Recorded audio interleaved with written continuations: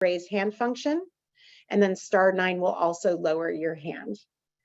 And if you're on the phone, when it's your opportunity to speak, to unmute yourself, you press *6, and then you can mute yourself again, pressing *6. So we'll review that again later in the presentation.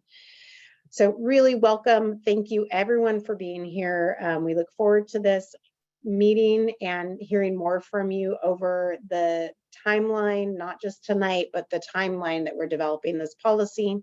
And with that, I'll pass it over to Hita. Thank you, Melanie. Good evening, everyone. Thank you so much for being here. We prepared a presentation to provide some background information for you on this housing element update that the county is undertaking. I wanted to start by introducing myself. I'm Hita Mosesman. I'm Vice President of Community Development and Housing with Harris & Associates.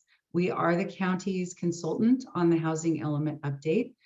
And I'd like to share with you some information on what this document is and why we're doing it now and how you can participate in the process. And we'll also be obtaining some input from you this evening as well. So just to start, what is a housing element?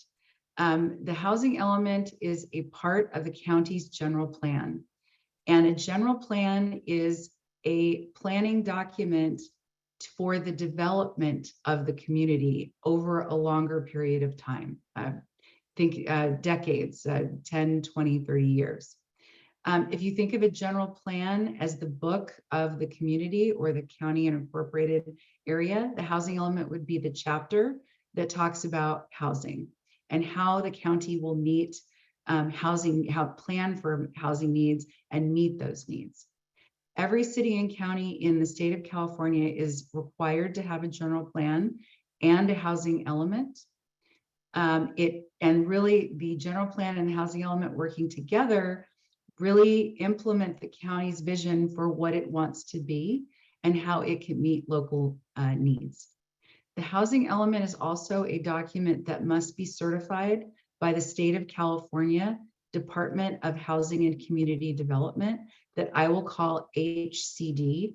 I will try not to use acronyms as much as possible during this presentation, but just keep in mind it is a document that the state does have to certify, and it is subject to state legal requirements as well.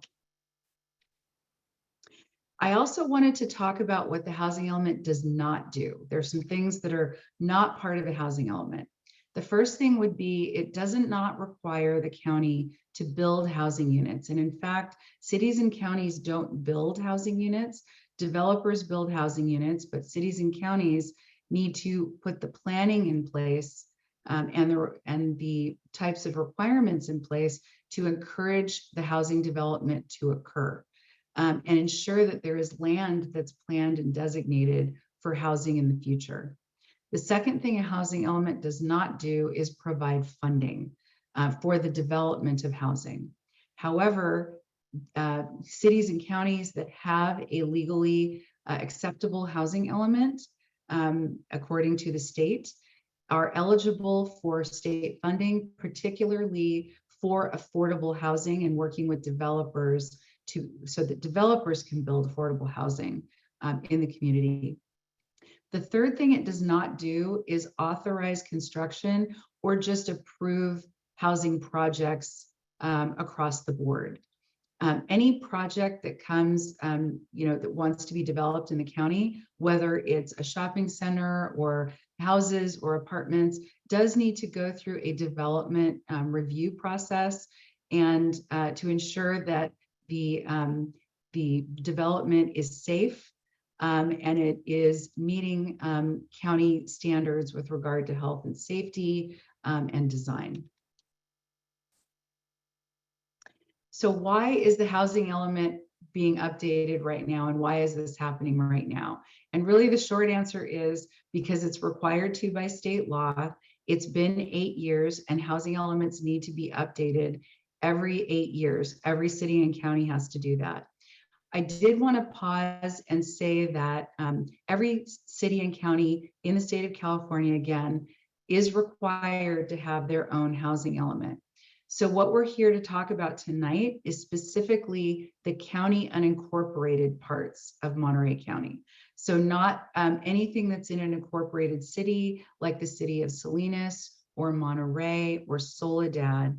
This would be just for the parts that are unincorporated, because Salinas and Monterey and Soledad and all the other cities in Monterey County are actually required to do their own specific housing elements to address the housing needs in their own community. So you'll see me say a lot about unincorporated Monterey County tonight, and that's because the housing element that is being prepared is only for those unincorporated portions. By updating the housing element every 8 years, it allows whatever changes in state law occur, and there have been quite a few changes in the last 8 years, it allows those things to be incorporated and put into the housing element to update it to current standards. It shows how the county will plan for housing as things change, right? Things change over time, construction methods, demands, things like that. Those change, and we want to be able to incorporate that and update the document so it's not like a 20, 30-year-old document that no longer applies today. Again, it allows the county to be eligible for state funding, particularly for affordable housing, so that the county can then work with developers to develop housing. And it really is a great opportunity to involve the community in the housing planning process to provide input at regular intervals during the housing element cycle. So the housing element itself, I won't lie, it's a very lengthy document because there are a lot of requirements in the law for what has to be in a housing element. And I just wanted to cover on this slide what some of those things are. So we need to talk about the profile of the community, in this case, the unincorporated portion of Monterey County. Things like what's the population, how's that grown, income, employment, and also special needs populations that I will talk about the definition of in a slide later in the presentation. Also, the housing needs for the next 8 years need to be identified, as well as the challenges to meeting those housing needs, as well as the opportunities to meet those housing needs as well.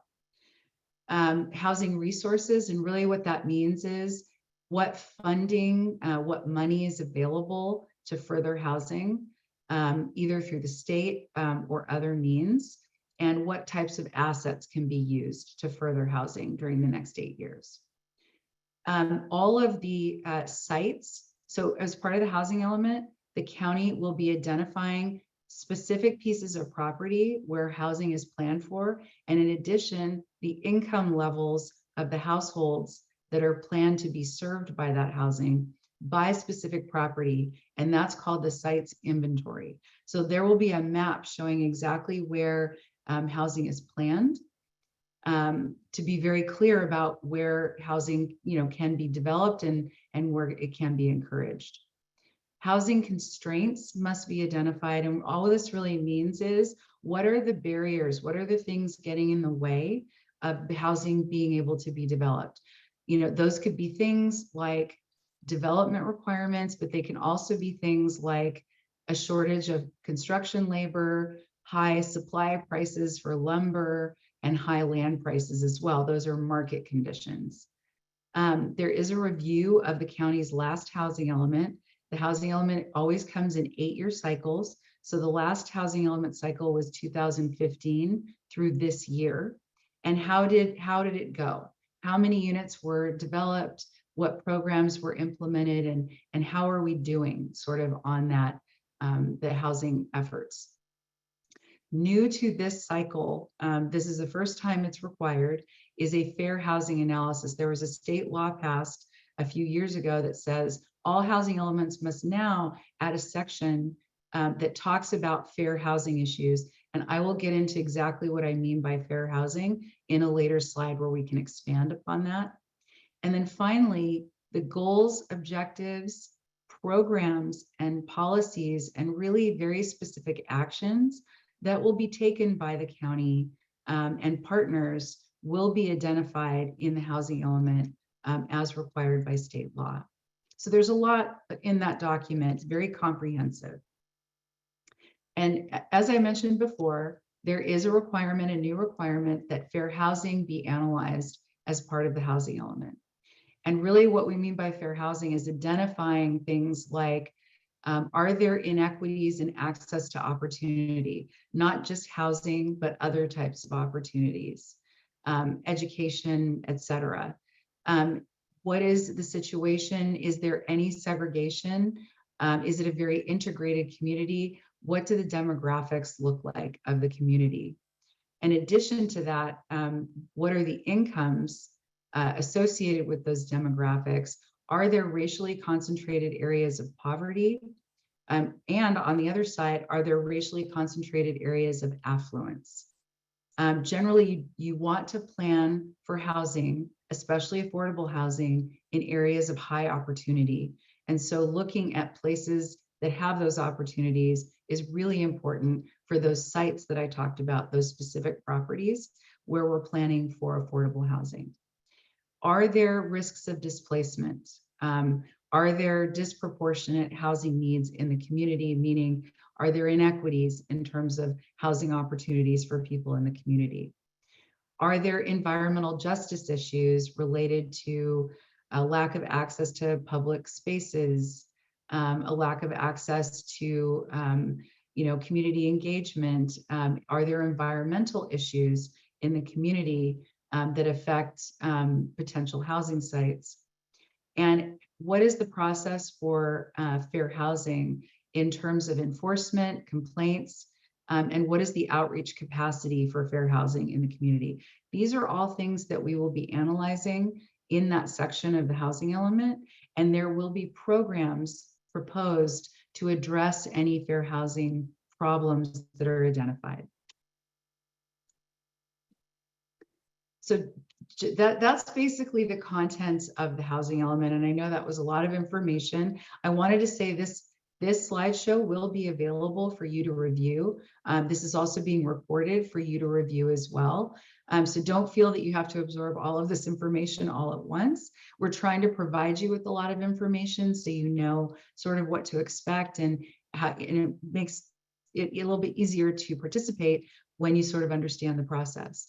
But looking at the process from start to finish, it really does kick off with this community engagement and outreach. And we really started that with study sessions at public meetings with the Planning Commission and the County Board of Supervisors. This community outreach will continue from now until when this document is completed and approved by the state, which we anticipate to be about a year from now. We anticipate having a draft of this large document to go to the Planning Commission and Board of Supervisors in the spring of this year. We anticipate being able to submit that draft to the State Department of Housing and Community Development in the late spring.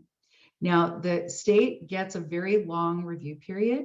The document will be available for public review for about a month, and the state gets about 3 months on top of that to review it. So there will be sort of a waiting period while we wait to hear back from the state. We anticipate incorporating any findings or edits that they require in the winter of later this year, basically November, December, and taking the revised version of that to the Planning Commission and the Board of Supervisors. And any meeting of the Planning Commission and Board of Supervisors that I've talked about, both for the draft and the final, will be in a public hearing setting where public testimony can be provided by the public. And then we expect the state to do its final approval, again, shortly after the final is adopted by the Board of Supervisors. So really looking at about a 12-month process. One important aspect of the housing element is, how do you know how many units to plan for those sites that I talked about, those specific properties? That information, that requirement actually doesn't originate, the county doesn't decide. It starts at the state level, at the California Department of Housing and Community Development. They look at different portions of the state and they look at population projections, and they look at data and they decide how many housing units are going to be needed for future growth. And then what they do is they assign housing units by large chunks and regions. So they assigned a large chunk of housing units to the Association of Monterey Bay Governments. And basically that's the counties of Monterey, San Benito, and Santa Cruz. So as a whole, that big region was assigned 33,274 units by the state of California. So then the Association of Monterey Bay Area Governments, or AMBAG, and I'm trying not to use acronyms, they then decide how many units to assign to each city and county within their region. And they decided on 3,326 units for, again, this is just the unincorporated portion of Monterey County. Cities like Salinas, Soledad, Monterey, they did get their own allocation on top of this, and they are actually preparing their own housing elements that are specific to the area that is within their city's jurisdiction. So looking at that 3,300 number that I just mentioned, I wanted to clarify that it's not just any housing units. It can't just all be market rate, what we consider, what you would go out and see an apartment or a house that's not income restricted. It can't all be market rate. It's actually divided by income groups. And those are determined again by the state, those income groups and who falls within each one. I will provide some additional information on that on the next slide, but generally those categories are very low, and moderate income households. And then we've got above moderate, and that would be market rate, what the market decides a housing unit is worth for rent or for sale. So you can see from this chart that 34% is actually of that 3,000 number that was allocated to the unincorporated portion of Monterey County. Only 34% is for market rate units or above moderate income households. And 66% needs to be planned for affordable households, which is quite a large percentage. And to get into more detail, and again, that 3,326 number, and I'm trying not to use acronyms, is technically called the Regional Housing Needs Assessment, or RHNA. And so that's what you call that allocation or that assigned number for a city or a county. And so here's the distribution of those housing units by income category. This slide illustrates, well, what is very low income? And you can see on this slide, it's based on the area median income, and I'm going to call it about the average income in the county. And it's based on a percentage of that. So very low income are households that make 50% or less of the average area income. And the dollar amounts on that would be households with a combined income of about less than $57,000 a year. And you can see a third of the required housing unit allocation is in that very low income category. Low income is 50 to 80% of the area median income. Moderate is 80 to 120%. And above moderate is anything above that. So again, you can see 66% of this allocation, or the required number of units, is for affordable units, with about a third of it being for what can be considered, market rate housing units. We did want to just review very briefly some information about your community according to census data that we've analyzed to date. This is sort of introductory information that we've come across that we wanted to sort of review. And I'll just give you the high level takeaways from all of this data so you don't have to read all these charts. But what the data tells us is that about 50% of the residents in unincorporated Monterey County are below the age of 45, and about 50% are above the age of 45. So pretty even distribution of population by age. In terms of how much your population has grown, this bar chart includes the populations from 2010 and 2020 for the unincorporated area, which is the dark blue bar, the county as a whole, which is the orange bar, the really tall one. The yellow bar would be Salinas. The light blue bar, the short one, would be Seaside, and the green bar would be Soledad, looking at what was the population 2010 to 2020. And what we're seeing is, on a percentage basis, all of these communities, including unincorporated Monterey County, have grown about 4% in population. So the unincorporated area is tracking with most of the region here. We wanted to take a look at what is the housing stock, and all that really means is what housing units are in unincorporated Monterey County. 3/4 of them are single family homes, and 1/4 of them are other housing types, mostly multifamily residential, but also mobile homes as well.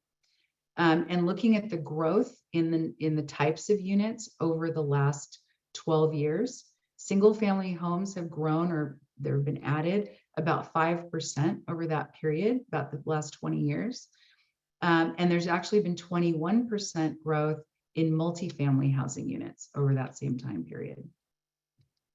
What we're seeing is the majority of residents in unincorporated Monterey County own their home at 71%, as opposed to rent at 29%.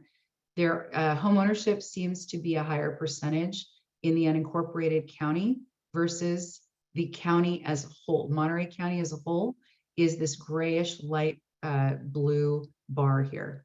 So higher rates of ownership in unincorporated county.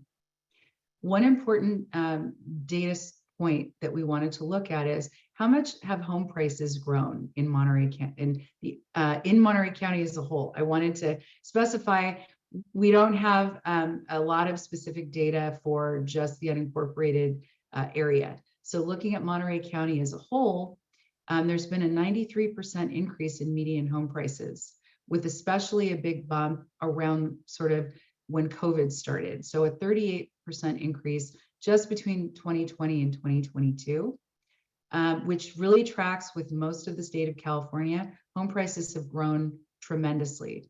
And now the median income is a little over $800,000.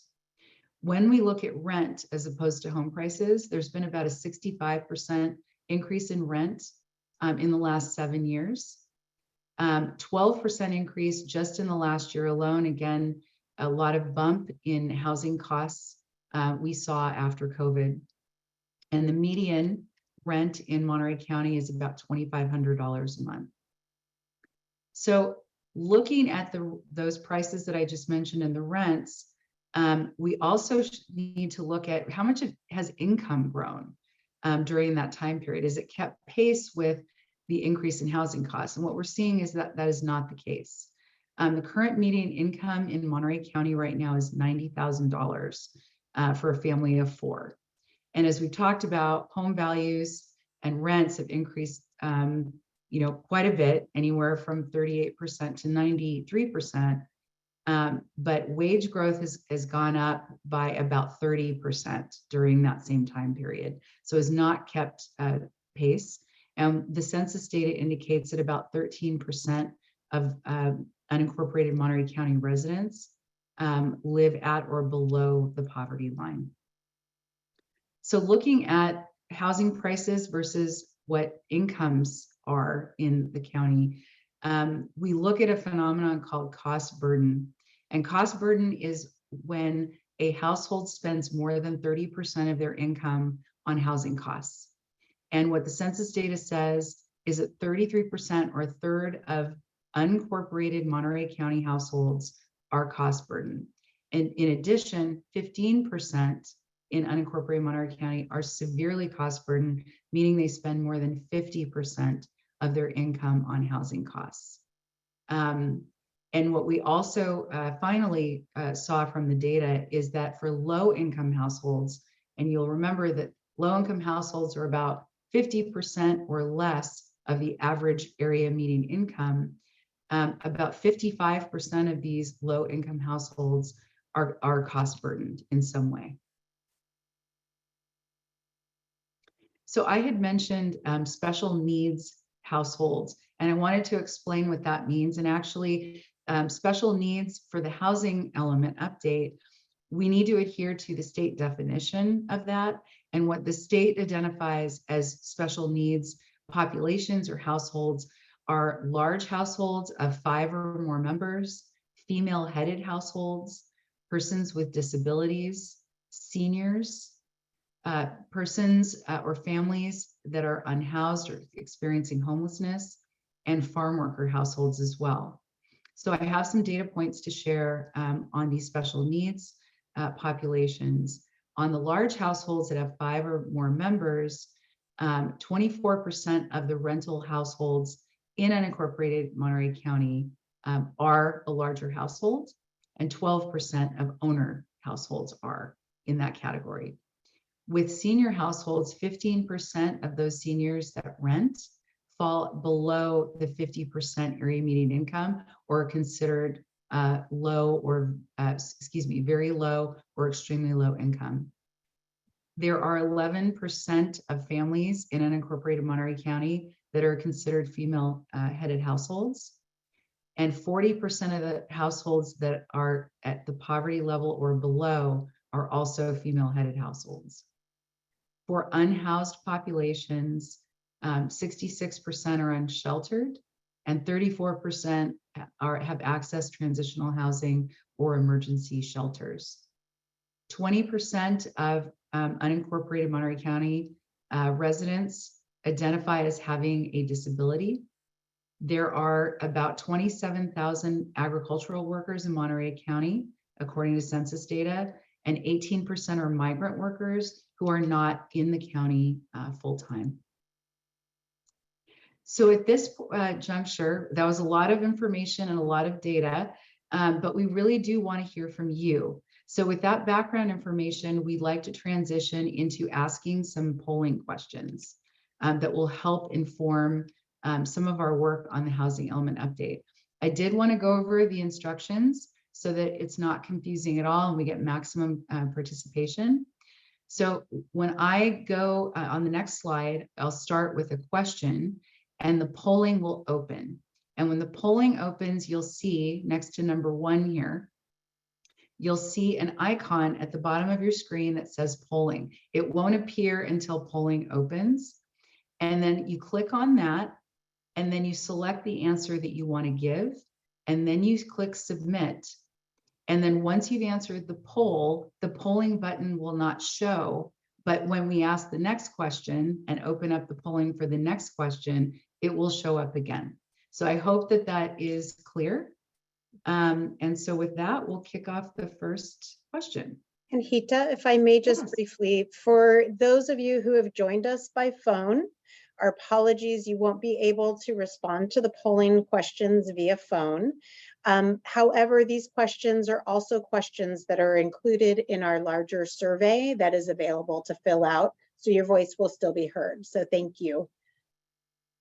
Thanks, Melanie. I just wanted to add too, at the end of this presentation, we will have links and QR codes for you to access that survey. And again, this presentation will be available online for you to access as well. So I wanted to ask the group, so you would pick one answer here. Which of the following would apply to you? Do you rent your housing unit in unincorporated Monterey County? Do you own your housing unit in unincorporated Monterey County? Do you own a rental property in unincorporated Monterey County? Or do you have another housing situation? And I believe the polls will open. And there they are. And I want to give people 30 to 45 seconds at least to answer this question.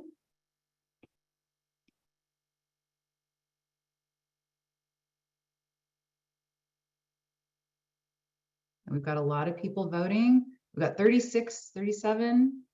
We're hoping for as much participation as possible. So I really encourage everyone to vote if they can.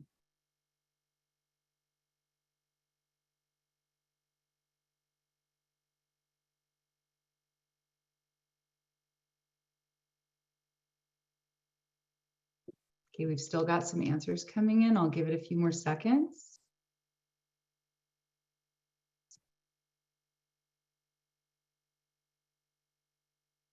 Okay, I don't see any more answers, so I think we can probably end the poll. And it looked like a lot. Let's see, here are the polling results. I hope everyone can see it. It looks like 32% are renting, 23% own, 2% own a rental property, but large percentage are answering other. And if you are other, perhaps you could put in the Q&A or the chat, maybe you could indicate what your housing situation is if it doesn't fall into those categories. Thank you so much, everyone, for answering those questions. And I'm sharing the, okay, so I share the results. Okay. So we'll move on to the next question. So this is a yes or no. Are you satisfied with your current housing situation? And I believe the polls will open momentarily. And they're open.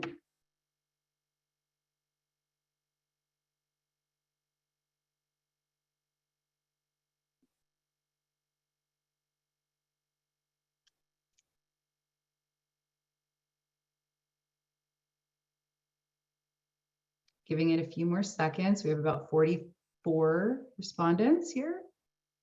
Hoping we can get up to 53 like the last one.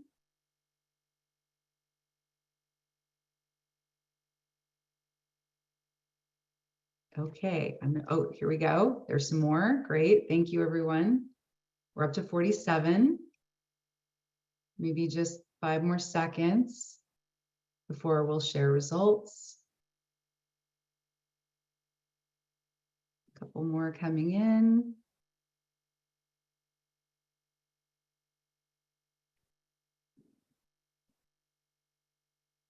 Okay, we've got 50. Okay, so it looks like it's split. It's 48% are saying yes, they're satisfied with their housing situation, and 52% saying no. Okay, thank you, everyone. Next question. This one has multiple answers to it, so you can pick more than one. What type of, and I would suggest picking 3, your top 3 answers.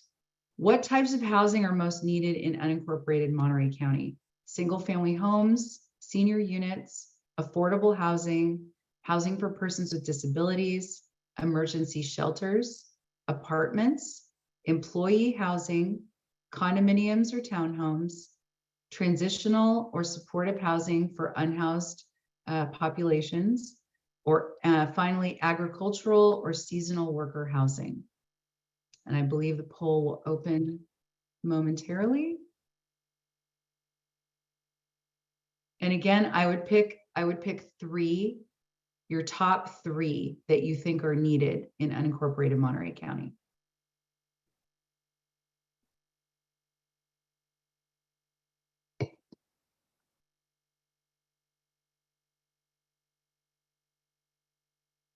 Great, the answers are rolling in.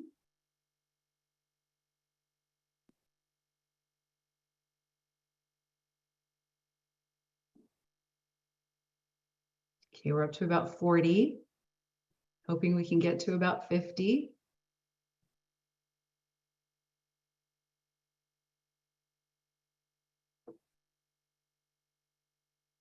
Great, we're at 51.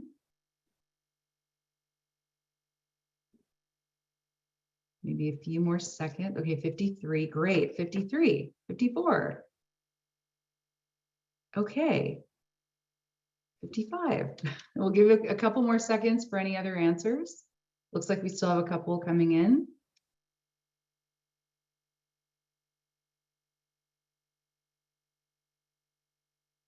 Okay, 56. Okay, and with that, we can probably close the poll. Great. So It looks like the 80% are saying affordable housing, 39% single family homes, about the same as housing for persons with disabilities. And then it's a tie between apartments and employee housing.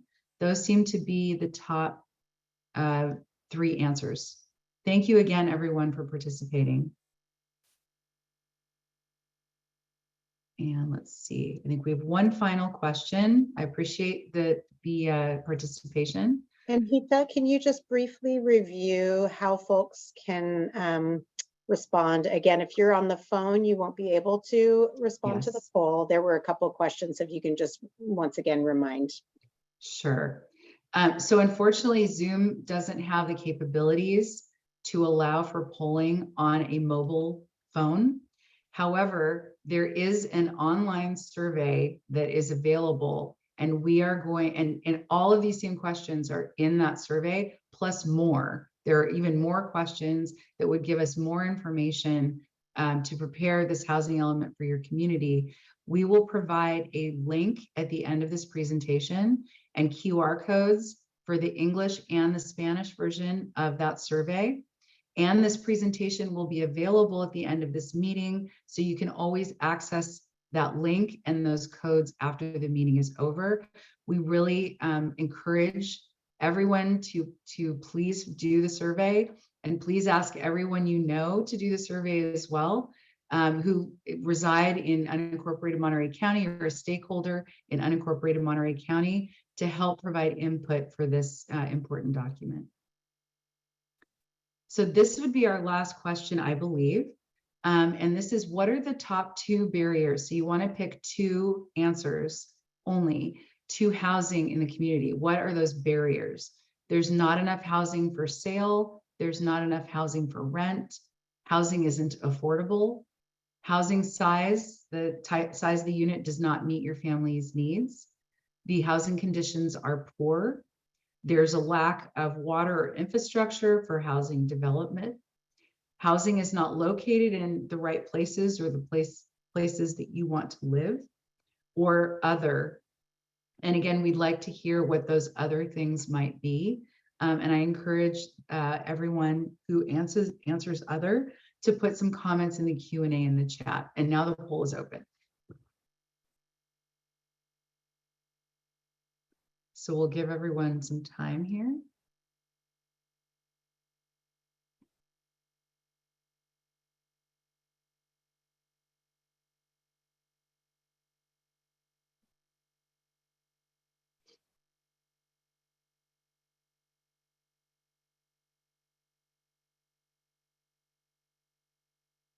Okay, we're up to about 30.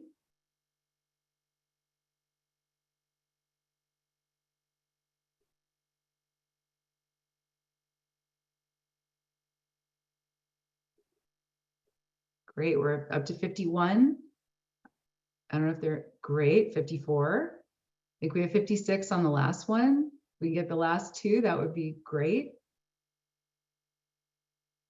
Thank you. We did, oh, 57, okay, great. 58, 59, okay. We're getting a lot of participation on this question, that's great. Okay, so I think 59 is probably it.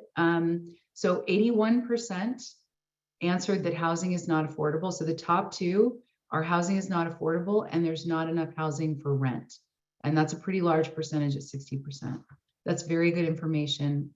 Thank you all so much for your participation in this. Is very helpful for this process. And of course, we want this document to be useful and reflective of your community. So next, we wanted to talk a little bit about the community engagement process and what that will look like over the next several months and all the opportunities to participate. So we've laid out a community engagement plan and a process to solicit or get the maximum participation from all segments of the community in unincorporated Monterey County. So we have several ways that we're trying to engage and reach people to obtain this input. And that starts with the housing element webpage. There's a webpage that the county has prepared that gives information about the housing element update and background, and has links to important information like the workshops, the survey, and then eventually when we do the draft housing element and that's prepared, that will also appear on the county's website. So very transparent information for the community to be able to access throughout this entire one-year process. We're holding community workshops virtually tonight, and also one in February as well, to allow people to participate and not have to necessarily physically come to a location, because that doesn't always work for everyone. And then the county will also be hosting several community pop-ups over the next 5 to 6 months that would be in person, and to solicit in-person feedback and input from the community as well. As I mentioned, there is an online survey that's available right now, and we'll provide links to where you can find that survey. Really encourage everyone to do the survey themselves, and encourage others in their life to also complete the survey, especially if they're living in unincorporated Monterey County or they're a stakeholder in the area. There will be announcements at Planning Commission and Board of Supervisors meetings over the next year that really talk about the status of where are we in the housing element process, to keep the community informed. There will also be a number of public hearings when the draft and the final housing element update are prepared and go to the Planning Commission and the Board of Supervisors. That will happen at public hearings so that it'll be opened up to the community to provide public input on the document at multiple points in the process. We are also going to conduct stakeholder meetings, and these would be a little bit more focused on specific community groups. So the county staff and consultant, which would be our group at Harrison Associates as the county's consultant, are in the process of engaging and setting up meetings with fair housing providers in the area, housing advocacy groups, nonprofit service providers, not only market rate developers, but affordable housing developers, to solicit input about the most effective ways to plan for housing and really what the needs are for housing, and align those two, having the plans match the needs as much as possible. I wanted to also emphasize that these meetings, there will be minutes taken at all of these meetings, and the housing element itself will have an entire section dedicated to the entire community engagement process. We'll have all of the documentation from all meetings, including the PowerPoint presentation from this meeting, the survey results, and the minutes from all of these focused meetings, so that that's shared with the community. The housing element document itself will be prepared to incorporate the input we receive from the community and stakeholders. And again, it is anticipated to be posted on the county's website in spring 2023. It will remain there, and when it's revised, it will be also posted. The housing element will be continually available to the public until it is finally approved by the state. It'll still be there, but it'll be called the final certified version of the housing element. So continual access to the housing element document, and as it's changed over time. And at this point in time, I'd like to pass it back to Melanie, who's going to talk to you about the survey and other ways to provide input. Thank you, Hida, and thank you, everyone. Please take a minute. It's a lot of information, and so please feel free to stand up in your chairs if you need to. So these are the last couple of slides, and then we'll go to the Q&A. So we mentioned those polling questions that we asked during this meeting. They're also a part of our survey, our community housing survey that's available through February 10th. So, and even if you answered the polling questions today, we invite everybody to please go to the survey and complete the full survey. We've heard from over 100 community members so far since it's been posted. We want to hear from more. We want that number to get a lot higher. So we also ask everyone to please help us amplify and get this information out to your neighbors, your community members that you know through your social networks. We really thank you for that. And we are really we want to hear from the whole county. And it's not a competition, but if it were, so far we've had a good participation from North County. We've seen good participation from the Highway 68 corridor from East Garrison. We're not seeing much participation so far from the coastal communities, and we'd love to also see increased participation from the unincorporated areas around Salinas and the Salinas Valley. The QR codes are here. For those of you who have your smartphone, you can actually scan them right now, and it'll take you directly to the webpage for the survey. If you do not aren't able to use the QR code, or if you're by phone, please get something to write with. The web page where you can go to then find access to the survey is https://www.co.monterey.ca.us/general plan updates. GENERALPLANUPDATES. So, and we will continually update the web page as well when we have future meetings and information to share through the web page. Another thing we really want to let you folks know, we have also deployed installations in about 10 libraries, Monterey County free libraries throughout the county, which likewise helps people access the survey and allows for opportunity for input on some key questions for our community members. And our staff will be going out and participating in pop-up events at different community events throughout the county as well. So please keep an eye out for us. Next slide.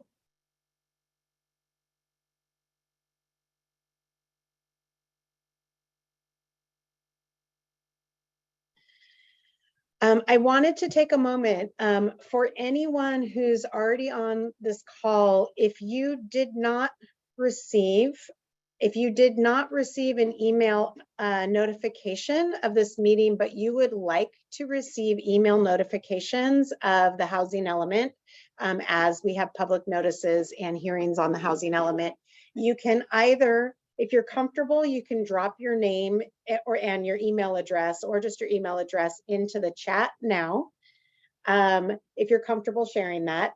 If you're not, you can also just send an email directly to our county team at generalplanupdates@co.monterey.ca.us. If you have questions, you can also phone my colleagues, Jamie Scott Guthrie. Jamie is English speaking and her number is 831-796-6414. And for Spanish and English, Edgar Sanchez, who's also on our meeting today, you can phone him directly at 831-783-7058. So again, we look forward to hearing from you through the many different means. We really ask you and your neighbors and community members to go directly and fill out the complete survey and follow the process along. Next slide. So with that, we are going to transition over to the question and answers. So again, if you have specific questions, we ask that you, at the bottom of your screen, the function for the question, it's Q&A function, and you can drop your questions in there, and we will be walking through each of those. We've tried to monitor chat to see if there's any questions there as well. So we're going to go through all of those questions first, and then we will open it up for individuals who would like to raise their hand and make a question or comment for us. And with that, Hida, I'm going to let you and Kelly, if you guys don't mind, to kind of facilitate going through that Q&A. Sure thing. So the first question I see in the Q&A, and it looks like there's a lot in the chat as well. Is there a link or website where all of the available housing for low income is listed? I want to put my name on a waiting list, but I don't know where to find them. Excuse me, Melanie? Yeah, we will. So we will put a link as a response to that answer to our part of our housing and community development department. We have our housing team, and so we'll put a link to the housing team web page. Unfortunately, there's not a single comprehensive list that you can be put on to get on the wait list for all of the individual low-income housing units, but our team can help you get to all of those right lists. So I will drop that in and type the answer here. Thank you. Sorry, I had a little tickle there. So I'll answer the next question. Housing Choices is a service provider for people with developmental disabilities. How do we make sure our agency is included in stakeholder meetings? Thank you for reaching out. We will contact you. If you could direct chat Kelly Morgan and provide your contact information. We will reach out to you for a stakeholder meeting. That's great. We have another question. How was the stakeholder and community engagement process created? I think that this might be a typo, how had a role in this process. So basically the community engagement process, we created a community engagement plan working closely with county staff. So we wanted to identify those modes of outreach that work well in your community, that have worked well. We also, as the consultant to the county, recommended some outreach methods, like the way that we're conducting the stakeholder meetings, with agendas and the specific questions that we're going to ask. And we talked about, sort of the survey. So it was really a combination of the consultant team with the county staff, and then consultation with what we presented to the Planning Commission and the Board of Supervisors with this plan going forward. That said, I mean, it's a fluid process that occurs over a very long period of time. And I think part of that process is really asking the community to please sort of reach back out to us if there are other ways of engagement that work better for you. It would be great to identify what those are. The next question, has the county-owned potential development sites been released? So I think that I think I'm going to answer this question correctly. So I had mentioned during the presentation that we're going to develop a list of properties and a map showing where those properties are. That's going to be part of the housing element process and the community outreach that we're doing right now, not only at tonight's meeting, but also talking to affordable housing developers and market rate developers as well as service providers to understand the needs and where that housing should go. That's all going to play into identifying those sites. We also have certain legal requirements. The state has requirements for what characteristics those sites have. So it's going to be a blending and a balance of all of those factors, and it will be in the publicly available housing element draft that will come out this spring. So the community will have a chance to weigh in on the list of those sites. Does the county have a local affordable housing fund? Yes, the county has a affordable trust, a housing trust with revenue in it that can be used for affordable housing. I want to mention also that every year with the state budgets process, different grants are identified for affordable housing, and a lot of which the county can be eligible for. So that also can change on a yearly basis. And we're hoping to see, I think, more funding from the state on affordable housing in particular. Let's see. This next question is in Spanish, and I wanted to see if I could call on the translator to help me sort of read this question. Hida, I can look at it. It's the Okay. question is, how can we get the word out more? How can we promote these meetings more, so that we can get more people from the county involved? And I think, and just as a response to that, so we, the county, are pushing out the public notices as much as we can. We welcome ideas, especially creative ideas that you may have for your particular community or individuals that you know that may not be hearing about these meetings, to help let us know the best way. We put advertisements in the Monterey County Weekly. We push information out through the social media pages for the county, Twitter and Facebook. And we have our email distribution list that we email out through, and we also do press releases so in the hopes that we can get various different media interested and helping to amplify that word. We have started to look into and are hoping to be able to get on Spanish-speaking radio as we have future meetings and to get information out. So again, we're open to additional ideas, anything you can do to help us get more folks involved in the process. I think one way would be for the survey, just sending a link, even on your phone, is doing the little arrow with the little box and just texting that to people or emailing it to people, I think would even be helpful, and links to the next workshop as well. Also, I mean, there are email addresses for that can be used for public comment. You can email the two individuals that Melanie had reviewed, Edgar and Jamie, with your comments as well, if that is, a more convenient way.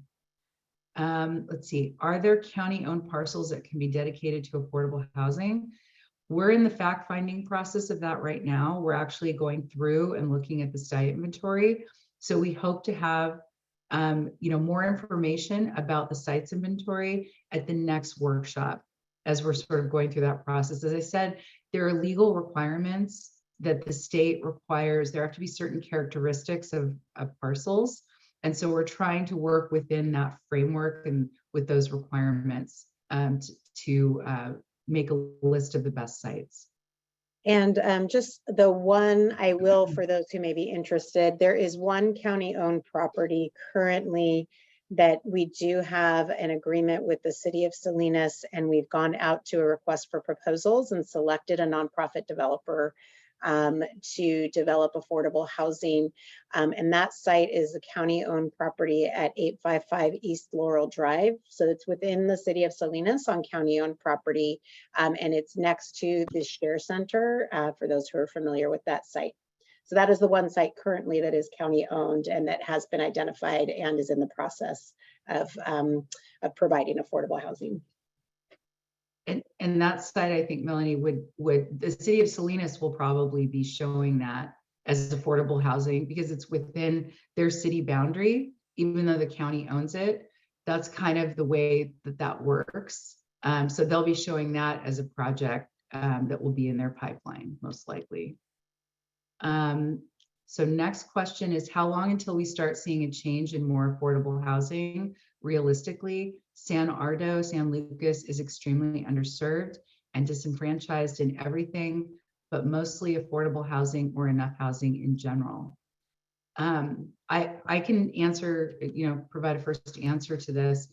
A couple things. The affirmatively furthering fair housing section of the housing element will identify that, with data, those areas where there are less opportunities in those underserved communities. The challenge with affordable housing is more of a financial one on the part of getting it built. So affordable housing costs the same, and actually in most cases more. It costs more to build it than a regular market rate development, because there are wage requirements for public projects that use public money. So it ends up being a little bit more costly. And the methods to raise money for any city or county are very, very limited. There was a tool that allowed cities and counties to raise money for affordable housing called redevelopment, and it was eliminated in 2011. And that has been a big hit to most public agencies. Cities and counties can't levy taxes for affordable housing. I mean, they can, it's infrequent, but it would literally have to be like a taxation outside of it coming from state and federal sources. When redevelopment was eliminated 10 years ago, affordable housing now is really funded by the state of California through what's called, I won't get too technical, tax credits and grants. There aren't enough tax credits and grants for the need, and it's a competitive process. And so it does take a lot of time because there's not enough money for the need in the state, and regions get allocated a certain amount. And once that's taken, it becomes very difficult. So I think, what the goal of the housing element is to identify those resources that can be leveraged, talk to developers about how to produce more affordable housing. They're the ones that build the housing. And so they're going to have good ideas about what can we do to get this built? How can we realize maybe cost savings? What funding sources can we go after to be able to get this built sooner? So that's really part of our outreach process with those stakeholders in particular, to see how the county can work with the development community to get these projects done. The county alone without the development community cannot accomplish as much as if they partner with the development community. So I hope that answers the question to some extent. The next question is, what happened if the county does not meet the quota in the time period? These are all very good questions, I want to say. This question is, right now, there is no repercussion for not making it, for not actually building enough units. And in fact, there's just a handful of cities and counties in the state that actually do meet those numbers, because the cities and counties plan for housing, but they don't build housing. They're actually not allowed even to build housing. That stopped with public housing projects many, many years ago. Developers build housing, cities and counties lay the groundwork. They roll out the red carpet, so to speak, for it, but they can't force development. And that's why it's important to talk to developers about what they need to be able to develop. But the answer is really right now, there is no repercussion from the state. However, that could change in the future. And in fact, there is some legislation that's proposed right now on this subject to look at what actually gets produced. Next question, do water restrictions not apply to them? That's keeping a lot of people from being able to add ADUs. This is a good point. Monterey County is not connected to the California Aqueduct. You don't have the ability in your region to import water. That's a really, really big impediment, just being honest, to housing, because you need water to be able to develop more houses, more apartments, more units. That is a constraint. However, we are aware that there's the Monterey One Water project to recycle water. So through conservation and recycling, and I know you guys have a lot of water right now, way too much water after all the storms. It helps a little bit, but in the long term, it's not the solution. But that is an important consideration, and the recycling and conservation is very key to being able to develop housing in the county. Very, very important, and we'll be addressing that in the housing element. And water restrictions do apply. Developers have to show that they have a source of water to be able to build, and so that the onus is on them to sort of show and come up with that solution right now. And so we're going to look at programs to try to work with developers on that. Let's see, not a question, a comment, enforcing the San Ardo comment. Southern Monterey County is not on many groups or individuals' radar. Thinking Monterey County ends at Schular. South County needs all the assistance we can get. So part of the fair housing requirement and housing elements, to a degree, because water is an issue where you are, and you don't have a lot of active transportation where you are either. So housing, that has to be taken into account in housing planning, because if you plan for housing where there aren't resources, it's very difficult for it to actually come to be and to be developed. But we want to look at spreading units as much as possible, given your resource limitations, throughout the unincorporated area. And in fact, that's a legal requirement that we do so. So comment definitely noted. Next one is prevailing wage, to be exact, adds cost. That's exactly what I was referring to as prevailing wage. That is state law in California. When $1 of public money is used on any project, a road, constructing a road, anything, prevailing wage is required. Those wages are set and they're fixed, and they typically are higher than what the market, although lately they might be a little bit more similar. And it does increase costs a lot. How do we reduce barriers? Planning and zoning can reduce those barriers. For developers, time is money. And so when you streamline development as much as can be possible with the resource restrictions that exist in your region, streamlining development is a way to reduce barriers. Because again, it does reduce the cost and the risk to developers if they know that they can accomplish a project with some reasonable certainty. But again, it'd be dependent on where in the county that would be. Okay, I think that does it for the Q&A piece. Pete, I'm going to move over. So those were the 9 open questions. I'm going to move over to there were 14 questions that we provided answers to, but we do want to go through those briefly for folks. So maybe I'll take the first couple and then I'll hand a few back to you, which will be good. Sure. The question is, if this presentation is recorded, yes, we have recorded it today and it will be available on our county website. If you go into the Q&A, the response for this question includes the link to where that'll be located. And if you go through that general plans update, you can navigate through as well to find that recording when it's available. The next couple of questions were questions about, isn't it true that each and every housing unit that is pulled into a short-term or vacation rental, whether it's permitted or not, actually adds to the 3,300 plus units needed to meet state standards? And then there's a little bit of a follow-up on that. And that the point is that those units can take away from RHNA required units. And I'm just reading all 3 of these together because they come kind of in a package.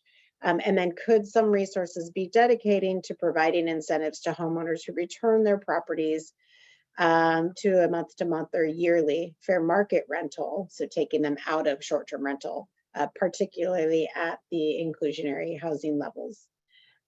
So any house that is used as short-term rental during that time, it depending on how it's utilized as a short-term rental, it can impact the availability of housing. But it is all incorporated as a part of the overarching calculation for how we come up with those 3,300+ units that we need. I will say, for those who are following the vacation rental environmental analysis, that question of the impact potentially on housing in the county is something that can be a part of that CEQA analysis for what the impact of the short-term rental housing. So we will take it into account as appropriate for this, but it's not a direct, other than correct, if they're being short-term rental, they are not providing long-term housing. And then for the question about resources being dedicated, so the county directly does not provide financing incentives. We do have some programs that we do manage and administer, but that is an important type of program or policy that can be suggested through this process.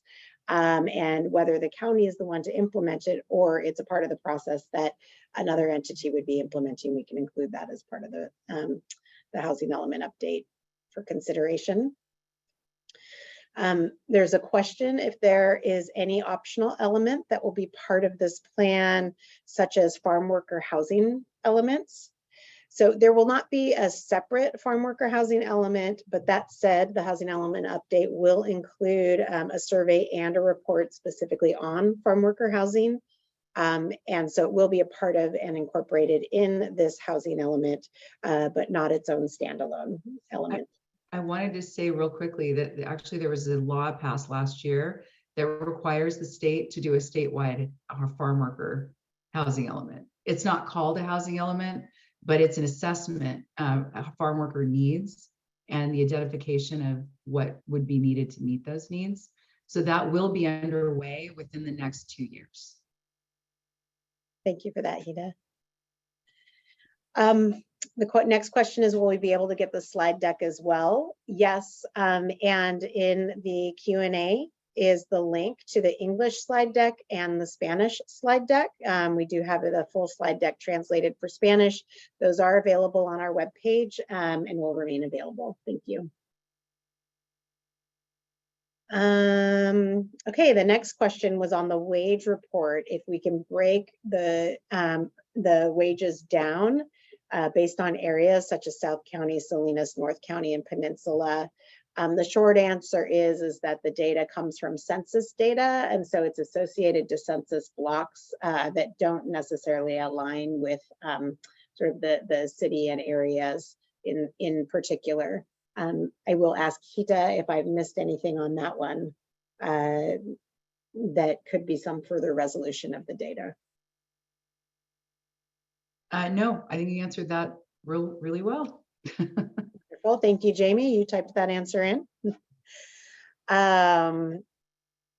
And this next was just a comment, and thank you for letting us know that you're a homeowner in the city of Salinas and advocate for housing as the director of the local labor council. So we thank you for joining, and again, look forward to hearing from you all to maintain your engagement through this process. When will the next meeting be? So our community housing survey is open through February 10th. And then our next community meeting, where we will come and present a summary of what we heard and look to the community to help us understand what we're hearing and further refine that, will be on February 23rd. It will follow a similar format for that meeting. And we will do the same public notification, email notifications, et cetera, to push information out for that meeting. There was a question if there's a link or website where all the available housing for low income are listed. Someone wishing to put their name on that list. There is no single comprehensive list in the county, but I did include in the response to that question, you can go to the Housing Community Development Department for the County of Monterey, and we have a sub-page that is our affordable housing programs page. So I put a link in there for that. There's also a fact sheet that talks specifically about the inclusionary housing program. So again, inclusionary housing is the other term for those official affordability levels of very low, low, and moderate. So it's inclusionary or affordable housing. So that information is linked there and can be accessed through our webpage. And our housing team can assist you if you have questions and can help you identify other projects and means. So there's a question on how was the stakeholder and community process created, and who, I think it was who had a role in the process. So Hita, I think you provided some feedback on that already. What I did do, I did want to let folks know, we developed the community engagement plan and presented that to the Planning Commission and to the board. You can find a link to that community engagement plan. That being said, that's the plan that we're following, but it's not the plan that we're limited to. Us as staff in particular, we are looking to amplify everything that we can to be able to be real boots on the ground, get ourselves out in the community. Should individuals or groups benefit from bringing individuals together that we can help and participate, bring information directly to you, we are available and we're happy to do as much of that as possible. So even though we have a plan, that is our guideline, and we're very open and want to be adaptable to the community needs, and to the extent that we are able, so that we are available to best meet everyone's needs for participating. This next question already got addressed. Next two questions. Okay, so that is the end of the question and answer for everything that was formally placed in the Q&A. So I think what we can do now is move over to individuals who, if you'd like to raise your hand and contribute questions or input. Just a reminder, if you're on Zoom, you can find the hand raising function if you go to the lower bar where you have all the icons to choose from, and under reactions, you can find raise hand. If you are calling in, so if you've called in from your phone, you can raise your hand by pressing *9. And we will just take these in order of how they appear on our list. So I'll start at the top of the list. I have Kalisha Webster with Housing Choices. So Kalisha, I am going to work now to give you the opportunity. It'll ask you to unmute. And then you can share your question or comment.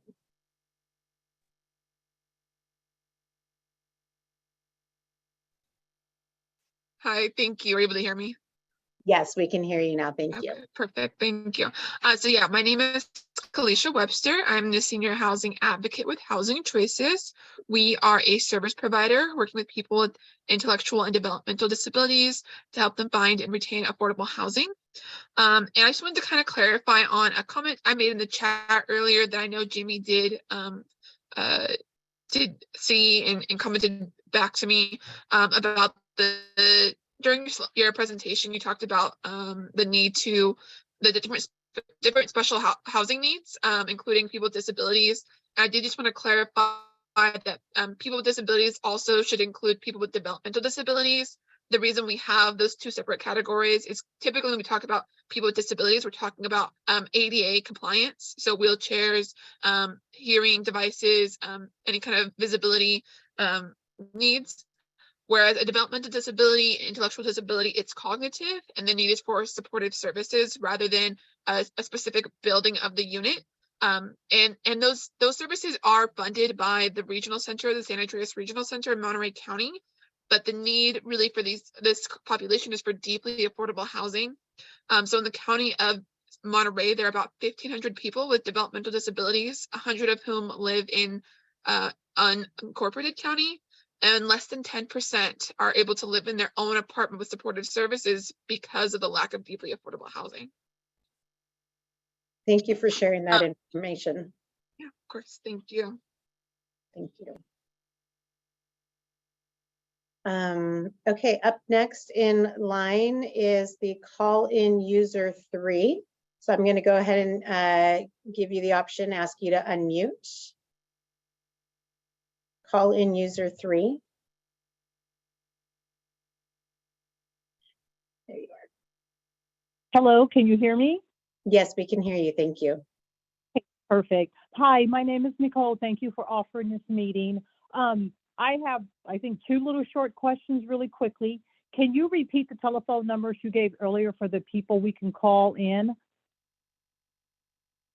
Yes, can I ask Hita or Kelly, you guys have the presentation and can go to that slide directly.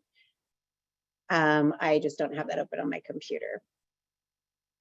Yes. Bear with us just 1 minute. We'll repeat those numbers. Okay, Sure, I can- have that up can you- actually. Okay. So if you would like to call in for English, it's going to be 831-796-6414. And for Spanish, it will be 831-783-7058. Okay, there was one more for a gentleman. The first was for Jamie Scott, and that was the one ending in 6414. And the second one was for Edgar Sanchez, and that is ending in 7058. 058. So 796 also? 783. 78. Okay, and then second, will there be like a committee established where community members can go and voice opinions and everything else to give input into this plan? So you're participating in one of those today. So we have a number of different ways in which we're seeking input. And so these community meetings are one of the main forums, along with the survey, along with going to our hearing bodies, that we're looking to be able to really engage with the community.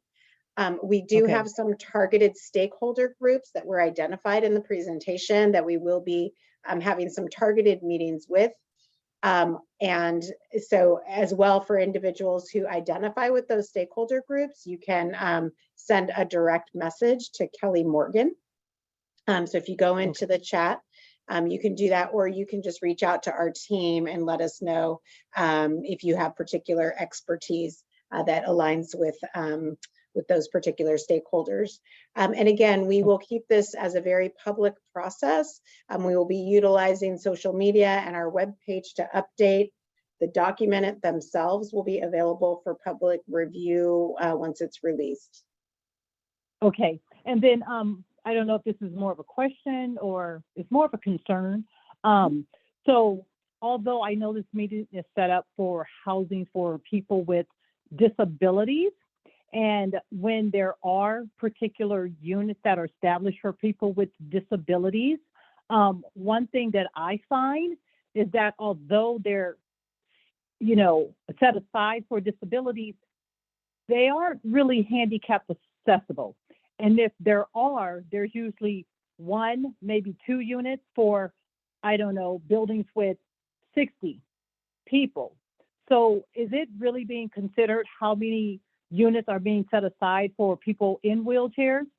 Because to call them disabled for like disabled units and people with wheelchairs can't get into these units, I mean, is any of that being taken into consideration, or has that ever been really looked at to see when, units are set aside for people with disabilities?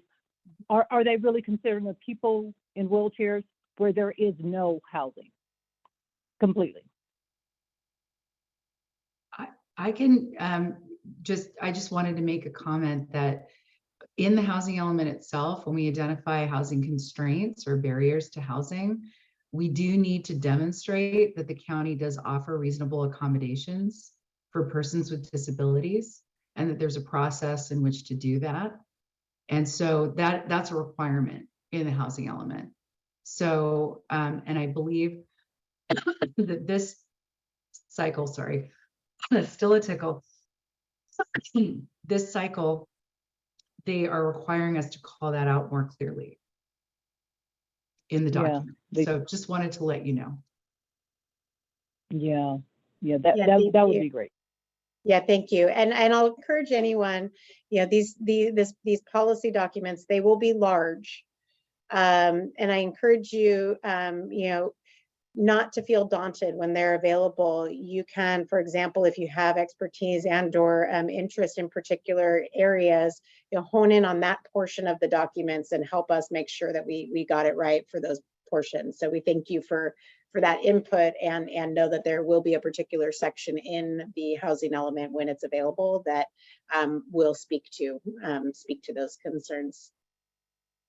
Wonderful. Thank you. Yeah, thank Appreciate you. And next up, we have Rose Ann Layback. I apologize if I mispronounced that. I'm going to give you the option to unmute now.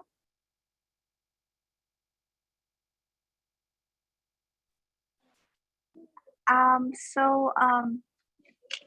the one who asked a question regarding about if there's a link or a website I can go to, because I've been struggling to pay for my rent, and I am a single mother of twins, and I've been wanting to get into this low income housing, but the problem is that I don't know where to go. I look at the website, like there's so many agency organization, and I think it would be there. And I spoke to other, people who are also in the same situation like me and other people low income housing, and they also struggle. Like there's so many information out there, agency that deals with it, and I think it would be a good, great resource for us to have just a place where we could go to a link that there's a list, and so we know where to go and where to look for help, instead of just like all this scattered information. And then it's, since rent for me, it's something that it's important, because I've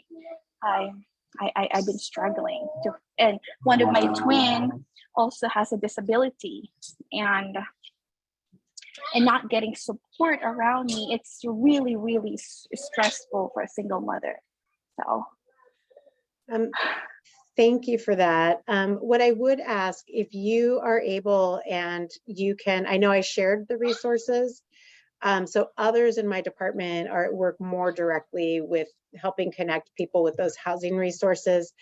We do know that collectively in the region, it would be nice to have a one-stop place for that.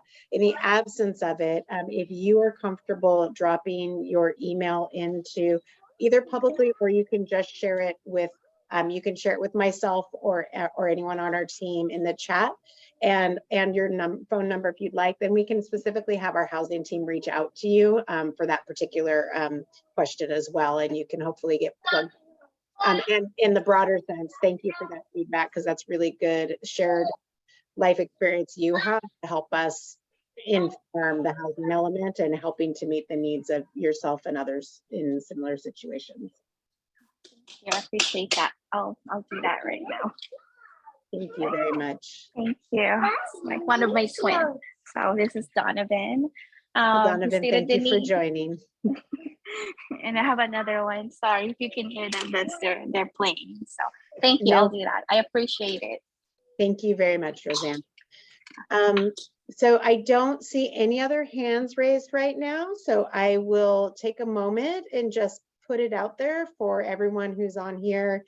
If you do have any final comments or questions, you can raise your hand now.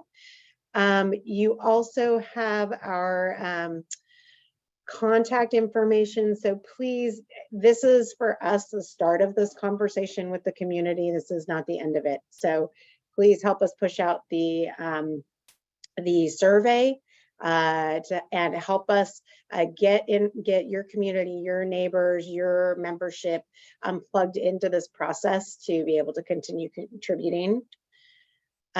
And with that, and not seeing any other raised hands, I will just sincerely thank everyone for your participation today and your patience through this process. We know these policy documents, they are large, the process takes a long time, and we know that that can be frustrating. So we really thank you all for participating. We truly hear you. We are truly committed to incorporating what we're hearing and to continue the conversation. So thank you, everyone. Have a wonderful night, and we look forward to hear from you at our next meeting and subsequent discussions. And I really want to do a thank you to Hita and Kelly and Jamie and Edgar. You guys did an amazing job getting this being prepared for today and helping to manage the Zoom. I think it went fairly smoothly, and I'm thankful for that as well. So thank you, everyone, and have a really wonderful night.